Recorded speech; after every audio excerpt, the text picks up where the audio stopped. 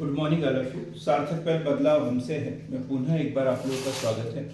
और सार्थक पहल के माध्यम से आज हम पढ़ने वाले हैं बायोस्फीयर रिजर्व, जीव मंडल आरक्षित क्षेत्र। जीव मंडल आरक्षित क्षेत्र। इससे पहले के दो वीडियो हमने पढ़ लिए और उसमें पढ़ा है हमने राष्ट्रीय उद्यान और वन्य जीव अभ्यारण्य। इसी से मिलता जुलता जो आज की अवधारणा है वो है जीव मंडल आरक्षित क्षेत्र। तो सबसे पहले तो हमारे सामने क्वेश्चन है, जीव मंडल क्या है? जीव मंडल या जैव मंडल या बायोस्फीयर क्या है? कोई बता सकता है बायोस्फीयर क्या है? ऐसा क्षेत्र जहाँ पर मतलब हाँ, जल के भी प्राणी हो, स्थल के भी और ठीक है। पृथ्वी के तीन मंडल है, स्थल मंडल, जल मंडल और वायुमंडल। और जीवन की उत्पत्ति वही होती है जहां पर ये तीनों क्षेत्र मिलते हैं। एक संक्रमण क्षेत्र होता है जहां तीनों क्षेत्र आपस में मिलते हैं। तो जहां पर पृथ्वी के तीनों मंडल आपस में जहां संपर्क में होते हैं उसे क्या कहते हैं? जैव मंडल या जीव मंडल। जीव मंडल इसलिए कहते हैं क्योंकि यहीं पर जीवन की संभावनाएं है। एकदम बहुत अधिक ऊंचाई पर अंतरिक्ष में चल जाए वहां जीवन है क्या? नहीं। पानी की बहुत अधिक गहराई पर चल जाए वहां जीवन है क्या? नहीं। और यदि धरातल के अंदर यदि किलोमीटर खोद ले और फिर देखे तो वहां जीवन है क्या? नहीं। तो हवा, पानी और पोषक तत्व सभी चीजें जहां पर हो वहीं पर जीवन संभव है। तो इसे क्या कहते हैं? जैव मंडल। लिख सकते हैं इसे, जीव मंडल पृथ्वी का वह भाग है, जीव मंडल पृथ्वी का वह भाग है जहां पारितंत्रों की क्रियाएं चलती हैं।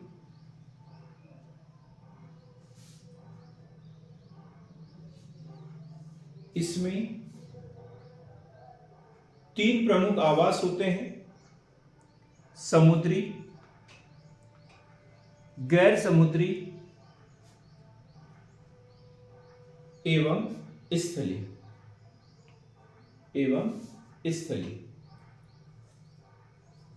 अर्थात मानव,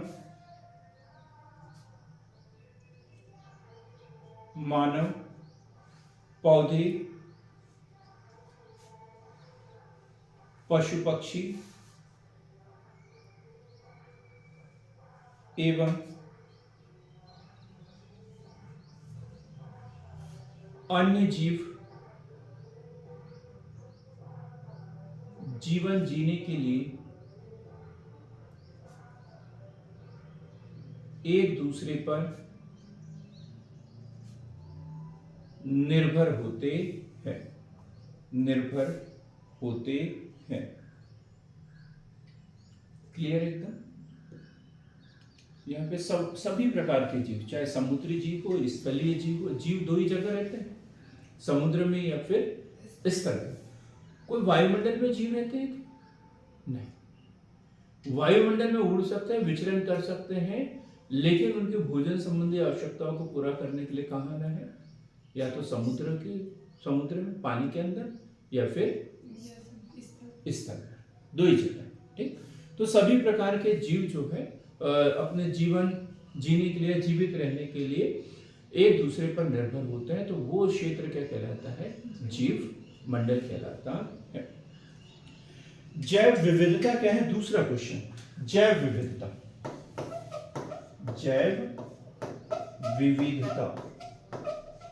बहुत बड़ा शब्द है ये। बायोडाइवर्सिटी बड़ा शब्द है, साथ ही अंतरराष्ट्रीय महत्व का है। और पहले जो है विज्ञान के ऊपर ज्यादा आविष्कार होते थे, अब उन विज्ञान के प्रति प्रभाव को कम करने के लिए ज्यादा आविष्कार हो रहे हैं। और वो सब काय के अंतर्गत आता है?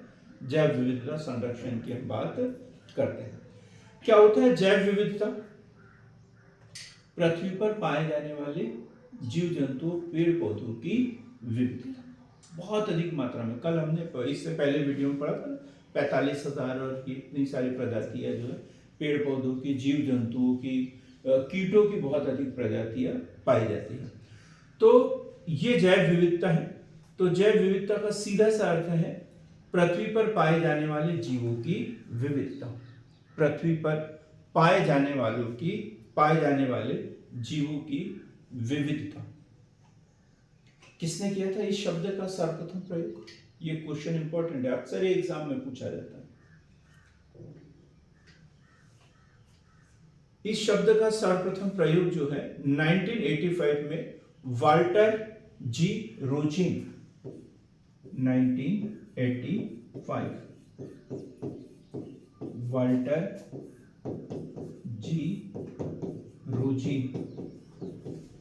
वाल्टर जी रोचिंग ने जैव विविधता शब्द का पहली बार प्रयोग किया था। वाल्टर जी रोचिंग। एक और इससे जुड़े हुए हैं जैव विविधता से शब्द से ई नोर्स, ये भी इससे जुड़े हुए हैं।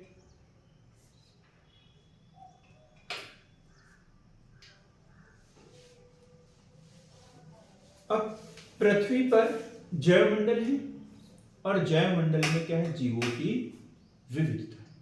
अब जीव में हम पेड़ पौधों को भी शामिल करेंगे, सूक्ष्म जीवों को, कीट, इन सबको शामिल करते हैं। और जैव विविधता होने के कारण इनके बीच में संघर्ष है। कुछ प्रजातियां हैं जो बहुत अधिक प्रोग्रेस कर रहे हैं, तो कुछ एकदम विलुप्त होने की कगार पर है। तो जैव विविधता का संरक्षण होना बहुत जरूरी है। और इन जैव विविधता के संरक्षण के लिए ही जो सरकारें विभिन्न प्रयास कर रही है। और उसमें अपन ने पढ़ा राष्ट्रीय उद्यान। क्या पढ़ा राष्ट्रीय उद्यान के विषय में? किसी विशेष प्राणी, पेड़ पौधे के संरक्षण के लिए एक आरक्षित क्षेत्र घोषित कर दिया जाता है, लेकिन विशेष जीव की बात कर रहे हैं। जैसे बाघ के लिए है, काले हिरण के लिए है, गेंडे के लिए, ऐसा। और दूसरा पढ़ा अपन ने वन्य जीव अभ्यारण्य। अब अभ्यारण्य की बात करें तो उसमें पूरी जैव विविधता को संरक्षण करना है। जितने भी जीव जंतु उस क्षेत्र में, उन सबको संरक्षित करना है। किसी पर्टिकुलर एक की बात की थी क्या हमने उसमें? नहीं, तो बहुत से जितने उस क्षेत्र में निवास कर रहे हैं सबके संरक्षण की बात की थी।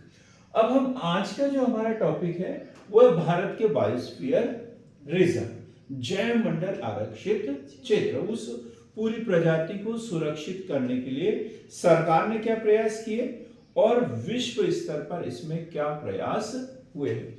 तो सबसे पहले तो हम समझने की कोशिश करेंगे कि ये बायोस्फीयर रिजर्व क्षेत्र होता क्या है। तो प्राकृतिक संरक्षण के दृष्टिकोण से ऐसे क्षेत्र जो सम्मिलित रूप से एक जैव भौगोलिक इकाई के समान है। हम किसी एक सूक्ष्म जीव की बात नहीं कर रहे हैं, किसी विशेष प्रजाति की बात नहीं कर रहे हैं, बल्कि एक ऐसा क्षेत्र निर्धारित कर रहे हैं। और उस क्षेत्र के अंतर्गत चाहे पौधा हो, पेड़ हो, कीट हो, पक्षी हो, पशु हो, विशालकाय कोई जानवर हो, जितने भी है उन सबको संरक्षण प्रदान करना। तो ये जैव भौगोलिक इकाई के समान हो और उसका क्षेत्र इतना बड़ा हो कि वो पारिस्थितिक तंत्र के सभी पोषण स्तरों का प्रतिनिधित्व कर रहे जीवों की संख्या का समर्थन कर रहा है। पारिस्थितिक तंत्र मतलब इकोसिस्टम में विभिन्न प्रकार के पारितंत्र शामिल हो सकते हैं। उसमें जलीय जीव हो सकते हैं, स्थलीय जीव हो सकते हैं, और दोनों एक दूसरे की आवश्यकताओं को पूरा करते हैं। वो क्या बन जाता है? पारिस्थितिक तंत्र बन जाता है। और उसमें से किसी एक को भी हटा दिया तो दूसरा जीवित रहेगा क्या? नहीं। जैसे मैंने एक दिन उदाहरण दिया था भैंस का और वो बगुले का, कौवे का। दोनों में से यदि कौवे को खत्म कर दो पूरे, तो भैंस के ऊपर वो कीले, जुएं, जोंक इतनी अधिक हो जाएगी कि उसका पूरा खून पी जाएंगे और वो खत्म हो जाएगी। और यदि भैंस को हटा दिया जाए तो कौवा भूख से खत्म हो जाएगा। तो ये पारितंत्र एक दूसरे के ऊपर इस तरीके से डिपेंड करते हैं कि एक दूसरे के बगैर रह ही नहीं सकते। एक को खतरा मतलब सबको खतरा। तो इसलिए क्या किया जाता है इसमें? उसका क्षेत्र इतना बड़ा हो कि पारिस्थितिक तंत्र के सभी पोषण स्तरों का प्रतिनिधित्व कर रहे जीवों की संख्या का समर्थन करे और उन्हें बायोस्फीयर रिजर्व का दर्जा दिया जा सकता है। अब ये भारत में कब से शुरुआत हुई है? तो वर्ष 1986 से, 1986 से। वर्ल्ड स्तर की बात करें तो 1971 उसकी भी बात करेंगे हम। लेकिन बायोस्फीयर रिजर्व योजना 1986 से भारत सरकार द्वारा कार्यान्वित की जा रही है। किसके द्वारा? भारत सरकार द्वारा। राज्य सरकार का की बात है कि इसमें नहीं, भारत सरकार के द्वारा। अब तक भारत में कितने 18 बायोस्फीयर रिजर्व स्थापित किए जा चुके हैं। 18 ये भारत सरकार ने किया है, लेकिन उस कुछ इंटरनेशनल मापदंड बने हुए हैं उसके, और जब उस मापदंडों को पूरा करते हैं तो फिर यूनेस्को उसे मान्यता प्रदान करता है। तो 18 में से 12 को जो है यूनेस्को द्वारा मान्यता प्रदान की गई है। कितने बायोस्फीयर रिजर्व है भारत में? 18। यूनेस्को द्वारा कितने को मान्यता प्रदान की गई? उसमें से 12 को। पर्यावरण मंत्रालय, अब मंत्रालय की बात करें तो पर्यावरण मंत्रालय बायोस्फीयर रिजर्व के संरक्षण प्रबंध के लिए सरकारों को वित्तीय सहायता प्रदान करता है। कौन सी सरकार को वित्तीय सहायता प्रदान करता है?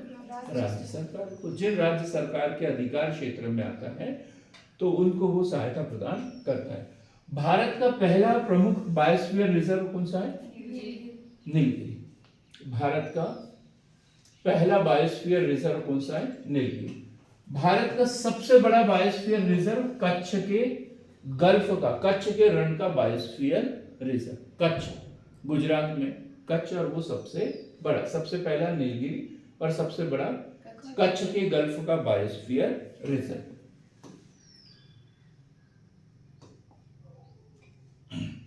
अब उद्देश्य क्या होते हैं इसके विषय में बात करेंगे, फिर घटक भी पढ़ते हैं। पहले उद्देश्य लिखेंगे, इसे नोट करेंगे। मैंने पीपीटी में नोट नहीं किया है, आप लोग अपनी कॉपी में नोट करेंगे इसे। जीवमंडल आरक्षित क्षेत्र या बायोस्फीयर रिजर्व के क्या मुख्य उद्देश्य है?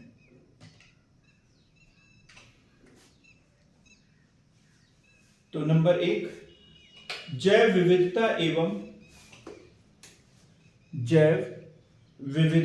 एवं पारिस्थितिक तंत्र, जैसे पौधे, जीव जंतुओं, सूक्ष्म जीवों की विविधता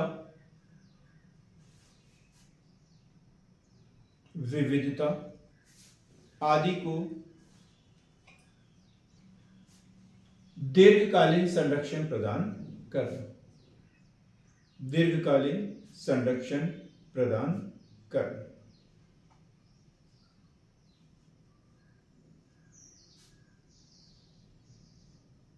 ये तो कॉमन सा है एकदम। मतलब संरक्षण प्रदान करना मतलब ऐसा नहीं कि जब तक हम हैं तब तक उसको संरक्षित करते रहें, नहीं, दीर्घकाल के लिए, हमेशा के लिए उसे सुरक्षित करने के उपाय करना। जैव संसाधनों का उचित प्रबंधन, दूसरा पॉइंट है जैव संसाधनों का उचित प्रबंधन। जैव संसाधनों का उचित प्रबंधन। जैव संसाधनों का उचित प्रबंधन क्या होता है? जैव संसाधनों का उचित प्रबंधन। प्रबंधन क्या है? देखो, दोहन भी हो सकता है, दोहन और प्रबंधन दोनों अलग अलग शब्द हैं, ठीक है। अब जैसे धरातल के अंदर कोयला है, दोहन करना मतलब उसको निकालना, बेचना, पैसा कमाना, ठीक। प्रबंधन मतलब इस तरीके से, मतलब वहां पे फिर सस्टेनेबल डेवलपमेंट आ गया तो प्रबंधन हो गया।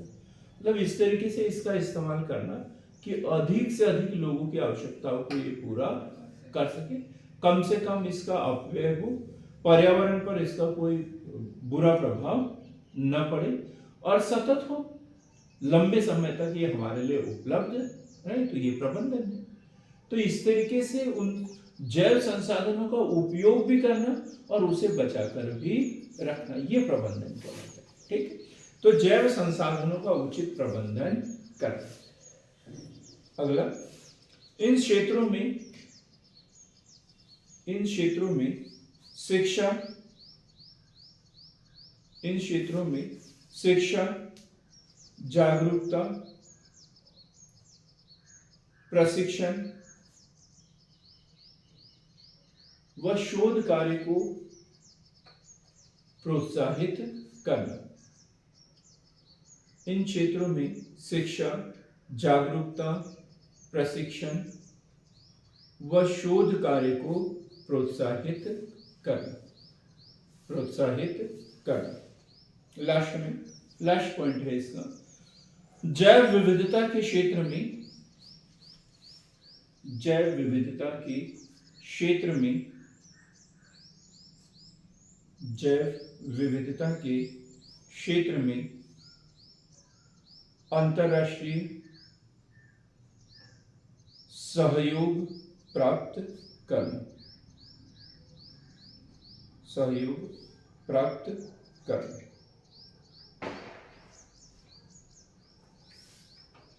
अब हम बात कर रहे हैं वर्ल्ड स्तर पर ये प्रयास कब हुए।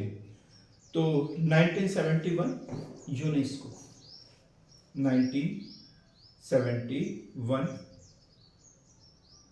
यूनेस्को द्वारा, यूनेस्को के सहयोग से जैव मंडल आरक्षित क्षेत्र की घोषणा की गई है।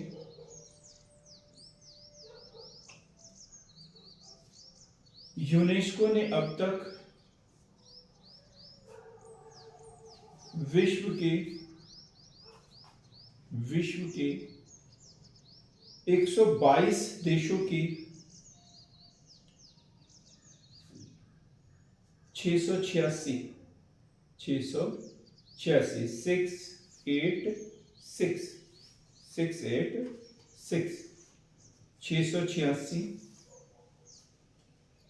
बायोस्फीयर रिजर्व को सम्मिलित किया गया है, जिसमें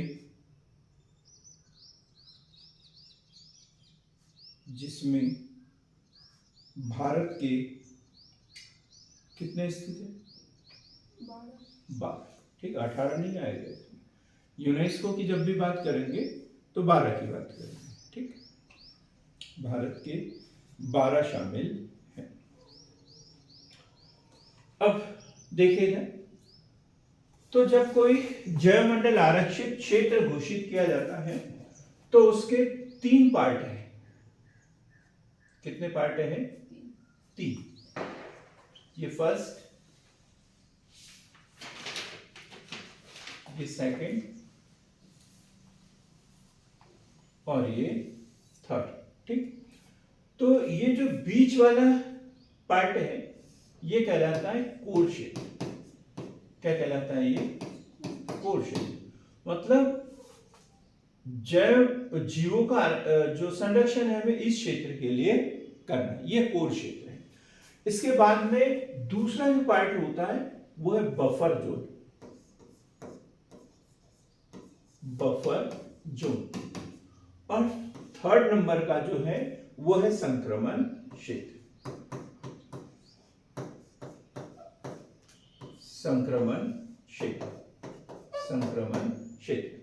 अब सीधी सी बात है, यदि कहीं हमें चोट लगी हुई हो और जहां चोट लगी है वहीं पे काम करे तो हमारी बीमारी ठीक होगी क्या? नहीं है। उसके आसपास के क्षेत्र को भी पूरा सुरक्षित करना होता है। तो यही बात है कि हमारा टारगेटेड एरिया सीमित है, लेकिन उसे सुरक्षित करने के लिए बहुत बड़े क्षेत्र को हमें एक सीमाबंद करना होता है, तो वो कहलाता है बफर क्षेत्र। तो कोर एरिया क्या है? बायोस्फीयर रिजर्व का सबसे सुरक्षित व संरक्षित क्षेत्र है। केंद्रीय भाग है, संवेदनशील प्रजातियां निवास करती है। संवेदनशील प्रजातियां जो खतरे में है, जिनको संरक्षण की आवश्यकता है। इस क्षेत्र में अनुसंधान प्रक्रिया को अनुमति है, बशर्ते वो इस क्षेत्र की पारिस्थितिकी एवं वन्य जीवों को प्रभावित न करें। अनुसंधान करने के लिए, अब जैसे हमने पढ़ा था राष्ट्रीय उद्यान, वहां पर मनुष्य के आने जाने के ऊपर, शिकार करने के ऊपर ढेर सारे प्रतिबंध लगे हैं। प्रतिबंध तो यहाँ पर भी है, लेकिन अनुसंधान की अनुमति है इसी शर्त पर कि आप किसी प्रजाति को नुकसान न पहुंचाए। नहीं, पता चला कि मेंढक का ऑपरेशन करते जा रहे हैं और मेंढक खत्म होते जा रही है, तो फिर ऐसे में हमें अनुसंधान करने की अनुमति मिली क्या? नहीं मिलेगी। ठीक, तो ऐसी अनुमति जो वन्य जीवों को प्रभावित न करे। इस क्षेत्र में मुख्यतः वन्य जीव संरक्षण अधिनियम 1972 के तहत संरक्षित विनियमित राष्ट्रीय उद्यान या वन्य जीव अभ्यारण्य आते हैं। तो बायोस्फीयर रिजर्व जब घोषित किया जाता है तो 2-3 जो है वो वन्य जीव अभ्यारण्य, राष्ट्रीय उद्यान, इन सबको सम्मिलित करके बहुत बड़ा क्षेत्र क्या बायोस्फीयर रिजर्व घोषित कर दिया जाता है। ठीक? इस क्षेत्र से संबंधित अधिकारियों कर्मचारियों को छोड़कर अन्य किसी को प्रवेश की अनुमति नहीं होगी। तो भारत की बात करें तो भारत में भी ये काय के अंतर्गत वन्य जीव संरक्षण अधिनियम 1972। देखो 5-6 दिन हो गए हम कंटिन्यू पढ़ रहे वन्य जीव संरक्षण अधिनियम 1972, लेकिन इसके बावजूद यदि प्री में क्वेश्चन आता है ना तो आदमी कंफ्यूज हो जाता है और वन संरक्षण अधिनियम 1980 को क्लिक करके आ जाता है, वन नीति 1952 पे क्लिक करके आ जाता है, वन अधिनियम 1927 को क्लिक करके आ जाता है। तो कहीं ना कहीं गड़बड़ कर देते, जबकि हम हर दिन वही चर्चा कर रहे हैं और ऐसे सरल से क्वेश्चन बनते हैं। आशा है आप लोग नहीं करोगे ऐसा। अब बफर क्षेत्र क्या है, बफर जोन क्या है? तो कोर क्षेत्र के चारों ओर का क्षेत्र बफर क्षेत्र कहलाता है। वहां मैप में भी दिख रहा होगा आपको। तो कोर क्षेत्र के आसपास का जो क्षेत्र है वो बफर क्षेत्र कहलाता है। इस क्षेत्र का प्रयोग सीमित तौर पर पर्यटन, मछली पकड़ना, चराई आदि कार्यों के लिए किया जाता है और इस क्षेत्र में मानव का प्रवेश कोर क्षेत्र की तुलना में अधिक होता है। अब देखो ये इतना सा क्षेत्र है, ये कोर क्षेत्र है। ठीक, अब यहां जाना तो प्रतिबंधित है, यहां जाना तो प्रतिबंधित है। अब किसी को यहां भेजना है तो उसके लिए ऑफिस इस क्षेत्र में बनाना पड़ेगा। भाई यहां आप गाड़ी खड़ी करोगे, यहां होटल बनाओगे, क्लियर एकदम है ना, यहां पार्किंग और ये ढेर सारी गतिविधियां करने के लिए इधर ही क्षेत्र रहता है। तो फिर और यहाँ पर सीमित लोगों को अंदर जाने की अनुमति देंगे। तो ये क्या कहलाता है, पूरा बफर क्षेत्र, बफर क्षेत्र। ठीक, अब इसके बाद है संक्रमण क्षेत्र। यह किसी बायोस्फीयर रिजर्व का सबसे बाहरी हिस्सा होता है। इसमें मानवीय बस्तियां, कृषि, प्रबंधित जंगल, मनोरंजन के लिए क्षेत्र व अन्य आर्थिक उपयोग। अब ये जो बफर क्षेत्र है इसमें भी कोई आवास तो होता नहीं है, कॉमर्शियल गतिविधियों के लिए जगह होती है, रहने के लिए होता है क्या? नहीं। तो फिर संक्रमणशील क्षेत्र बाहर होगा जहां मानव बस्तियां होगी, कृषि कार्य होगा और व्यवसाय जो है वो सब कुछ होते हैं। तो तीनों पॉइंट समझ में आ गए। कौन सा? कोर क्षेत्र, बफर क्षेत्र और संक्रमण क्षेत्र। कोर क्षेत्र, बफर क्षेत्र और संक्रमण क्षेत्र। अब इस क्षेत्र में कौन कौन संबंधित है या इस व्यवसाय से जुड़े हुए लोग, तो इसमें एनजीओ को भी शामिल किया गया है, एनजीओ को शामिल किया गया है। ठीक, अब हम बात करते हैं भारत के प्रमुख जैव मंडल आरक्षित क्षेत्र या बायोस्फीयर रिजर्व। तो सबसे पहला ये क्वेश्चन बार बार पूछा जाता है। जब मैंने पढ़ने की शुरुआत की थी ना तब यही क्वेश्चन, तब इतने थे भी नहीं, तो ये क्वेश्चन ज्यादा पूछा जाता है, भारत का पहला बायोस्फीयर रिजर्व कौन सा है? तो भारत का पहला बायोस्फीयर रिजर्व कौन सा है? नीलगिरी। नीलगिरी है। कहां, किन किन राज्यों में? तमिलनाडु, केरल, कर्नाटक। अब यहीं से क्वेश्चन बन जाता है, नीलगिरी है। इसी के आसपास देखो तो आंध्र प्रदेश एक राज्य पड़ जाता है, ऊपर महाराष्ट्र पड़ जाता है, गोवा पड़ जाता है। क्या उससे कहीं कोई पार्ट इसका टच है क्या? नहीं। तो कौन कौन से राज्य इससे संबंधित है?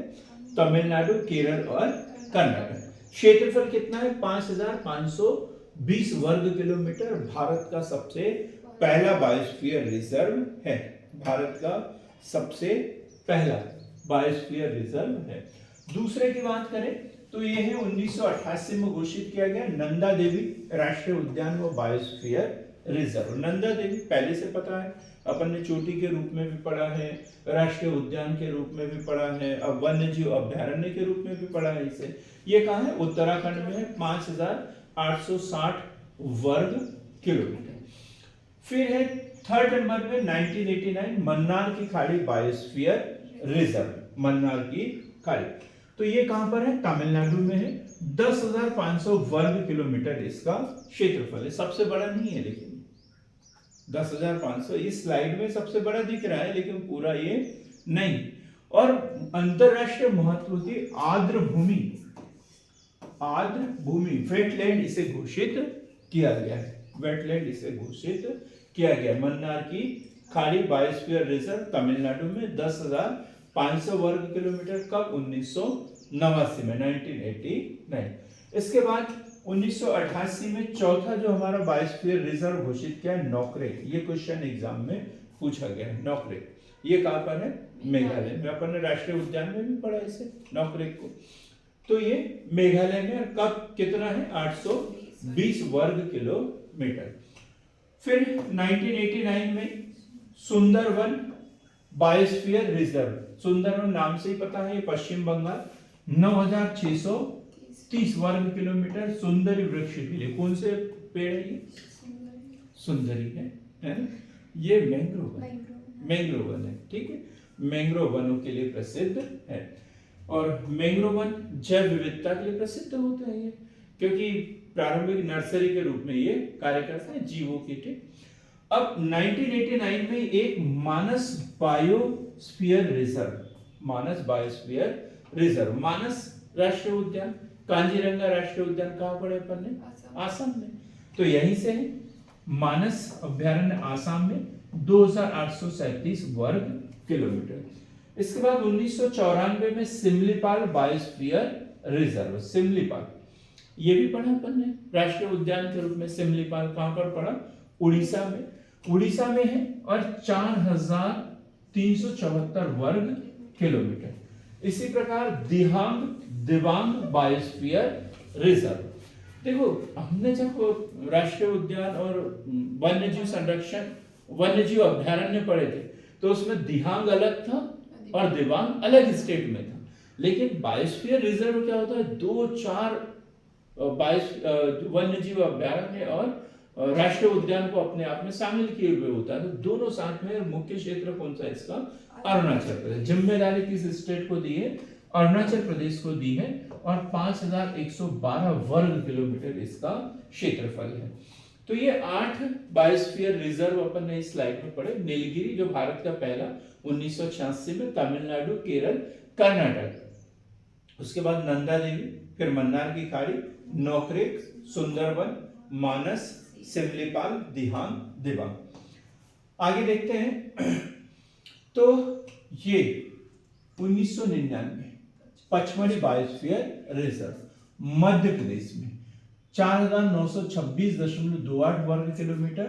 होशंगाबाद, बैतूल और छिंदवाड़ा जिले में। मध्य प्रदेश का पहला, बहुत बार एग्जाम में क्वेश्चन पूछा गया है, मध्य प्रदेश का पहला बायोस्फीयर रिजर्व कौन सा है? भारत का पहला तो अपन ने पढ़ लिया नीलगिरी, और मध्य प्रदेश का पहला कौन सा है? तो पचमढ़ी बायोस्फीयर रिजर्व। कब घोषित किया गया? 1999। इसके बाद में 2005 में यदि हम देखें तो अचानक मार, ये क्वेश्चन भी बहुत बार एग्जाम में पूछा गया एमपीपीएससी के द्वारा। तो अमरकंटक, अचानक मार अमरकंटक बायोस्फीयर रिजर्व मध्य प्रदेश और छत्तीसगढ़ का संयुक्त है। 3,835 वर्ग किलोमीटर क्षेत्रफल अमरकंटक जिले में ही आएगा। फिर 2008 में एक और कच्छ का रण, ये भारत का सबसे बड़ा है, पहले ही पढ़ चुके अपन। तो देखो उधर जो अपन ने पढ़ा था, जो मन्नार की खाड़ी वाला 10,000 और इसका कितना?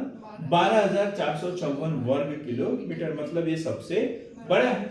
तो कच्छ का रण बायोस्फीयर रिजर्व गुजरात में 12,454 वर्ग किलोमीटर और सबसे बड़ा बायोस्फीयर रिजर्व।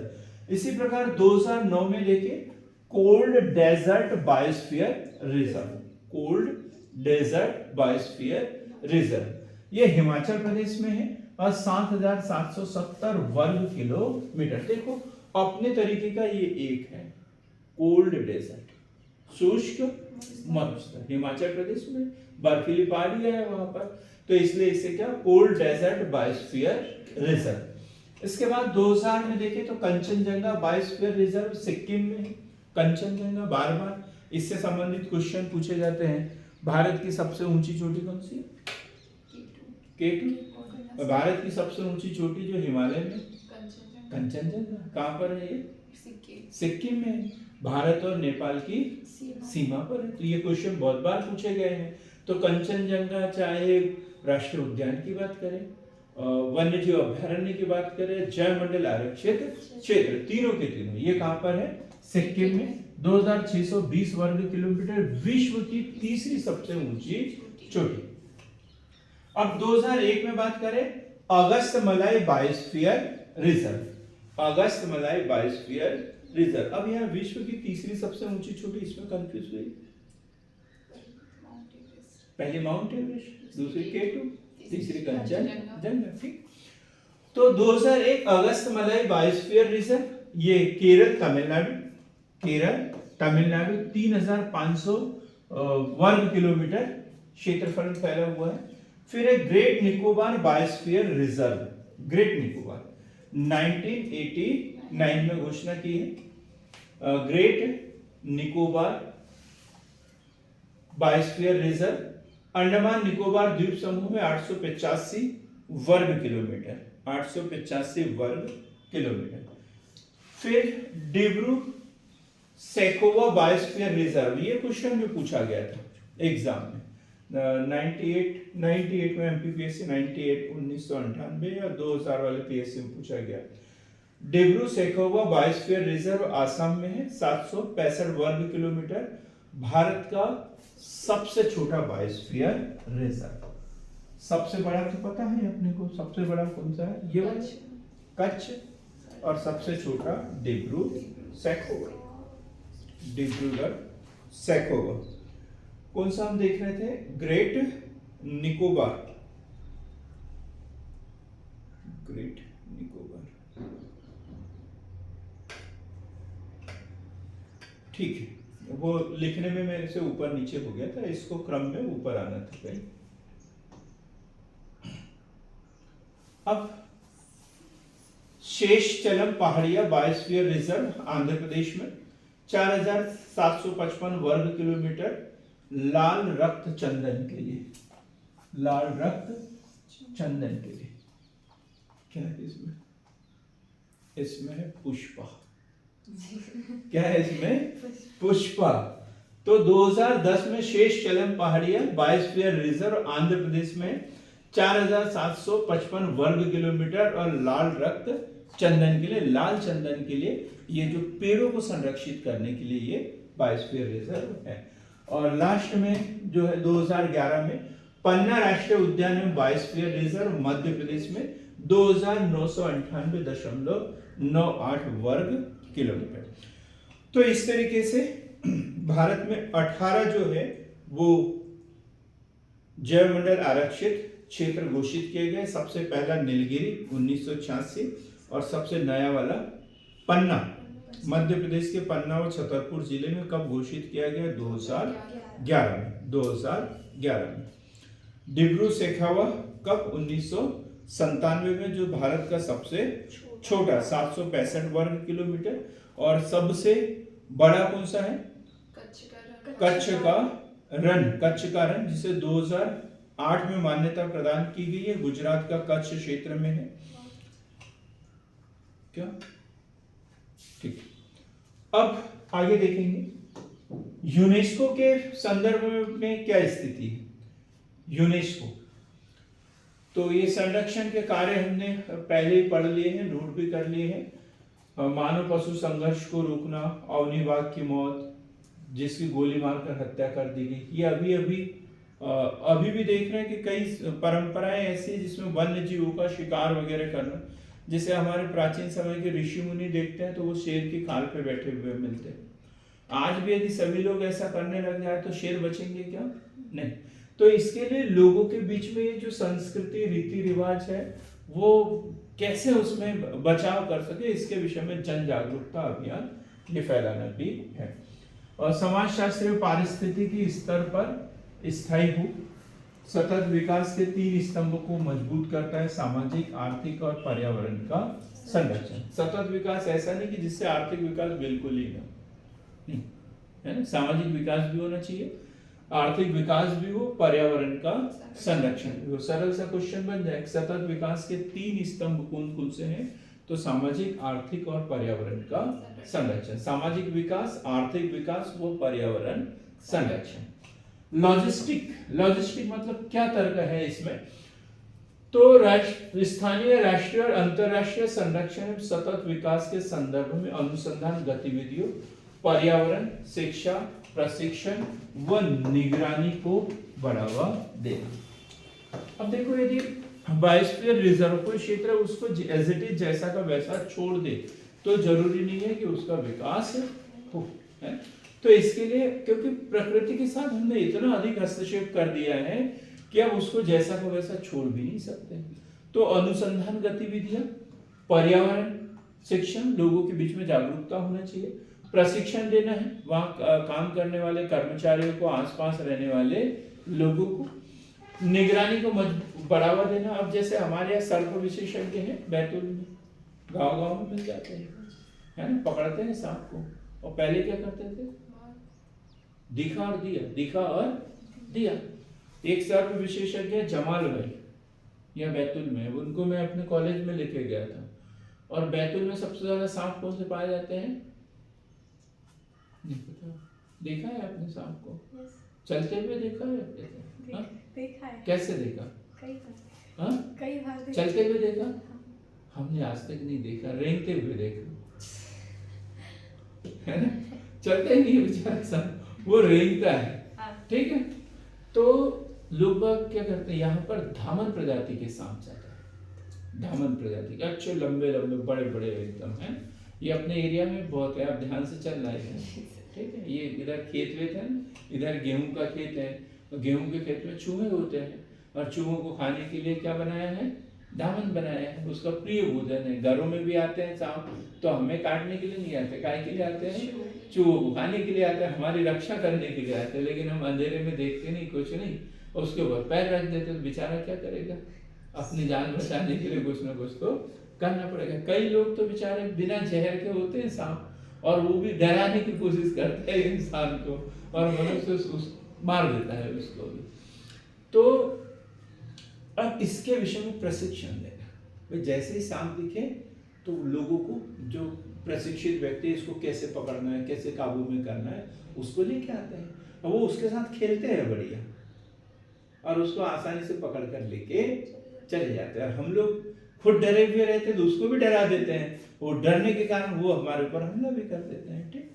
तो इसलिए प्रशिक्षण देना, साथ ही निगरानी करना, निगरानी भी, क्योंकि हर साल गणना हो रही है पशुओं की, कम हो रही है, ज़्यादा हो रही है, किससे कम हो रही है। अब जैसे अभी वो जो एक हमारे यहाँ पर भी एक राष्ट्रीय उद्यान है जिसमें 3 हाथियों की डेथ हो गई है। आज के पेपर में भी दिया है, कल के पेपर में भी दिया है, आप लोगों ने नहीं पढ़ा होगा, है जी? सुना था? नोटिफिकेशन में आया था, उसको नोट करो, ये एग्जाम में पूछा जाएगा कभी भी।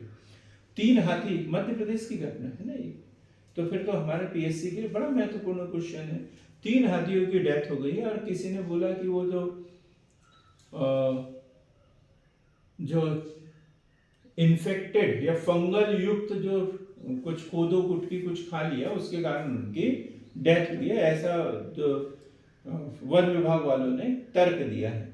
तो मुख्यमंत्री जी बड़े नाराज हुए कि ऐसा कभी होता है क्या करके, और उसकी विशेष जांच चल रही है। तो क्लियर है इसका स्थानीय, राष्ट्रीय और अंतरराष्ट्रीय संरक्षण, सतत विकास के संदर्भ में अनुसंधान गतिविधियों, पर्यावरण, शिक्षा, प्रशिक्षण तथा निगरानी को बढ़ावा देना, इस उद्देश्य से ये कार्य करता है। अब हम बात कर रहे हैं बायोस्फीयर रिजर्व की अंतरराष्ट्रीय स्थिति। तो 1971-72 में शुरू किया गया यूनेस्को का man and biosphere reserve programme, MAB, man and biosphere reserve programme, एक अंतर सरकारी वैज्ञानिक कार्यक्रम है जिसका उद्देश्य लोगों और उसके वातावरण के संघर्षों में सुधार के लिए कार्य करना है। और इनके द्वारा कितने 686 बायोस्फीयर रिजर्व घोषित किए, 686 अंतरराष्ट्रीय स्तर पर। दुनिया के कितने देशों में? 22 की 32, 22 122 देशों में 686, ठीक। और भारत में कुल कितने हैं उसमें से 12 बायोस्फीयर रिजर्व है, जिन्हें man and biosphere reserve programme MAB map, और ये यूनेस्को इसकी मूल एजेंसी है। तो यूनेस्को के द्वारा अंतरराष्ट्रीय स्तर पर मान्यता प्रदान की गई। अब ये 12 कौन से हैं, हम इनको भी देखेंगे 12 कौन से हैं और कब मान्यता प्रदान की गई है। तो नीलगिरी संरक्षित जैविक क्षेत्र, अब इसको 1986 में भारत सरकार ने तो बना दिया था, लेकिन इसे यूनेस्को ने कब मान्यता दी, 2000। तो पहला, अब देखो यही क्वेश्चन बन जाएगा और कंफ्यूज हो जाएंगे कि भारत सरकार ने नीलगिरी जैव आरक्षित क्षेत्र घोषणा कब की गई, 1986 में। नीलगिरी जैव आरक्षित क्षेत्र को यूनेस्को द्वारा कब मान्यता प्रदान की गई, 2000 में। तो ऐसे दोनों चीज, इस स्लाइड को जब आप कॉपी में नोट करेंगे तो उसके साथ में ये सन भी लिख लेना बराबर, ताकि किसी भी प्रकार का कंफ्यूजन ना हो। तो मन्नार की खाड़ी की बात करें तमिलनाडु में 2001 में, सुंदरवन जैव मंडल आरक्षित क्षेत्र पश्चिम बंगाल 2001। तो 2001 में 2 को मान्यता प्रदान की गई यूनेस्को द्वारा, मन्नार की खाड़ी और सुंदरवन जैव मंडल आरक्षित क्षेत्र। नंदा देवी जैव मंडल रिजर्व की बात करें तो उत्तराखंड में यूनेस्को द्वारा 2004 में मान्यता प्रदान की गई। नोकरेक जैव मंडल रिजर्व जो है वो मेघालय में है, 2009 में इसे मान्यता प्रदान की गई। 2009 में 2, एक पचमढ़ी बायोस्फीयर रिजर्व और नोकरेक, पचमढ़ी और नोकरेक। पचमढ़ी को कब मान्यता मिली थी, भारत सरकार ने कब घोषणा की गई इसकी, 1999 में। और अंतरराष्ट्रीय स्तर पर यूनेस्को ने कब, 2009 में। ये क्वेश्चन भी बन जाता है जब हम पचमढ़ी बायोस्फीयर रिजर्व, 2 लाइन लिखना होता है, इसके ऊपर 2 नंबर का क्वेश्चन आएगा। तो भारत सरकार ने 1999 में से इसकी घोषणा की गई, यूनेस्को ने 2009 में इसे मान्यता प्रदान की गई, और ये मध्य प्रदेश में स्थित है, मध्य प्रदेश का पहला बायोस्फीयर रिजर्व है। इस तरीके से लिखेंगे। फिर है सिमलीपाल उड़ीसा में 2009 में। फिर बड़ा निकोबार जैव मंडल आरक्षित क्षेत्र, ये निकोबार द्वीप समूह पर 2013 में। अचानकमार अमरकंटक बायोस्फीयर रिजर्व, ये भी मध्य प्रदेश से संबंधित है, मध्य प्रदेश में 2 है, ये पहला और ये दूसरा, ये तीसरा, ठीक। तो पहले 2 ही थे, अब 3 हो गए। 2020 में इसे मान्यता प्रदान की गई है यूनेस्को के द्वारा।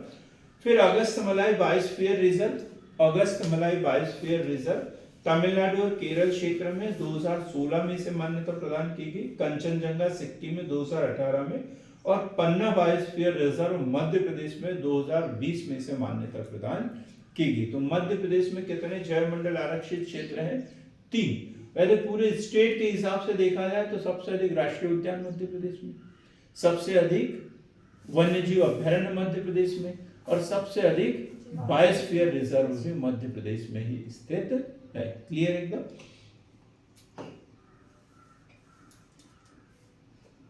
तो आज हमने पढ़ा भारत के प्रमुख जैव मंडल आरक्षित क्षेत्र। तो मिलते हैं ऐसी बेहतर क्लास के साथ में, तब तक के लिए बहुत बहुत धन्यवाद।